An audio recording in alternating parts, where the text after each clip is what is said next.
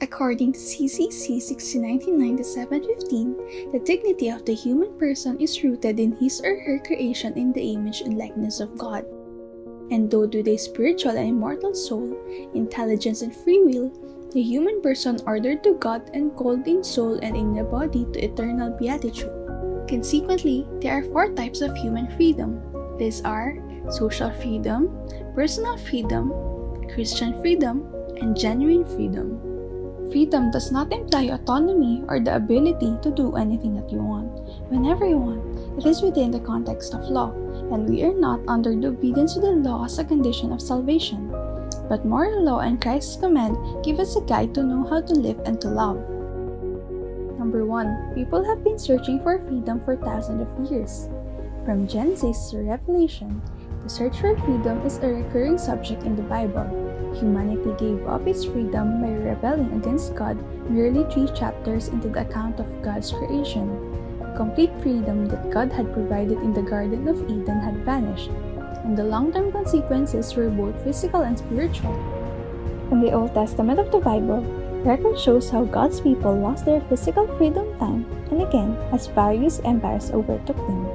Spiritual disobedience, such as worshipping false gods, was frequently linked to the loss of physical freedom, but countless times, the one true God forgiven and rescued his people.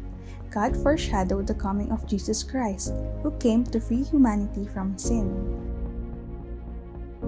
Jesus Christ has always been God's response to our loss of freedom as He rescues us from death, slavery of sin, and offers true freedom in this life and beyond. Many individuals nowadays are spiritually enslaved without even recognizing it. They seek after the false gods of money, success, personal comfort, and romantic love, only to discover that they still have an emptiness that none of these things can fulfill. But, in actuality, freedom takes place when man respects his fellow man with the deepest respect and reverence for the presence of God in each individual. The good must always take precedence as man transverses the ins and outs of actual freedom, because the more we choose the good, the freer we become.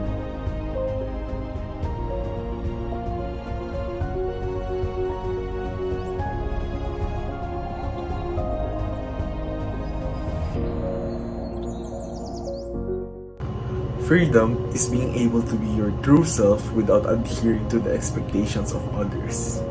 For me, freedom refers to the liberty from something that inhibits us from exercising or performing an act. Freedom is being you without anyone's permission or anyone's expectations. Freedom for me is the ability to have a free voice based on opinions and perspectives. Freedom allows us to make our own decisions and create our own fate. Freedom makes us do whatever we want, no restrictions, no boundaries. Freedom is being able to do anything without being judged or punished, as long as it is within the moral standards of society. For me, freedom is the ability to choose what is right and to refuse what is wrong, and that freedom comes with great discipline.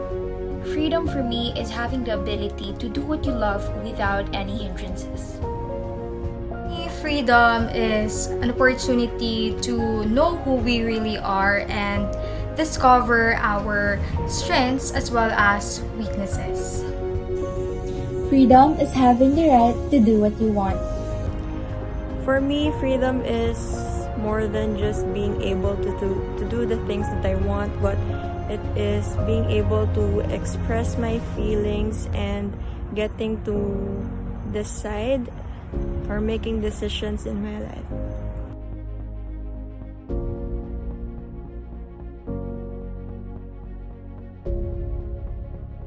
In contrast to the common perception of freedom, freedom is not about being untied by any rules, laws, or regulations that prevents us from the liberty of doing whatever we want. Freedom is the capacity to choose or do what is good for ourselves, our neighbors, and especially to God.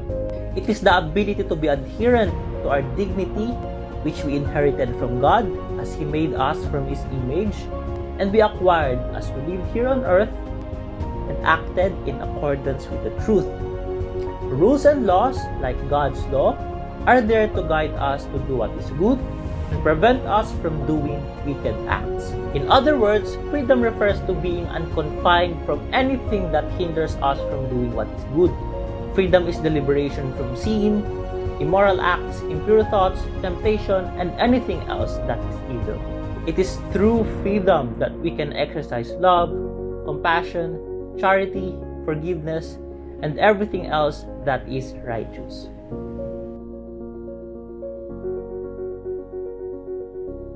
Let us first recall the event where the first man, Adam, and woman Eve disobeyed God, causing the fall of mankind. God showed His love for us in the very beginning. He gave us dominion over His creation with only simple rules to follow. However, due to our greed to obtain more, we were corrupted by temptations to sin. At this moment, the presence of evil entered our lives. Up to till this day, its wickedness seduces us to commit wrong acts that inflict pain to others and to ourselves, and enslave sinners to remain tormented in their sufferings. This is why every individual must be reminded about our intrinsic dignity. We are children of God and must participate in prioritizing doing good through His creative works. As we become more like God, we become more human. And the more human we become, the more we should be like God. It must be understood that true freedom can only be achieved by detesting evil and choosing what is right. As we show mercy, forgive sins, extend compassion, and give love to others, we can now experience what it truly means to be free.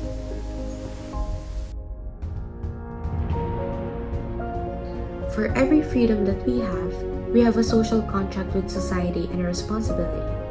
As we enjoy the free will and freedom given to us by God, we can utilize this in so many ways. We can express our own views and opinions because it raises our voices against injustice and public issues relevant to us right now. We're given the free will and freedom to express our good nature by serving other people and the community. We're also given the freedom of choice, so choose the one that aligns with our social principles. We must respect and ensure the freedom of every living thing. It must not only be viewed with reference to humankind, but also in respect of every living being. By loving other creatures, we're sure we're loving Him as well. We can do so many things with our freedom, and it's up to us on how to utilize it. As we had been informed, God may have given us the gift of freedom, however, we should not abuse it. He blessed us to follow His words in action in doing what is good. To apply it in our daily lives, we can simply regard it as treating every person, including ourselves, equally with respect due to the presence of God in each and every one of us. For example, we should not bully others for any kind of reason. This helps us avoid committing a sinful act and damaging the precious life of another individual. Moreover, we must understand that we have the responsibility over the actions that we perform, either consciously or not, which is why we should carefully discern what we will do. We should always do what is right.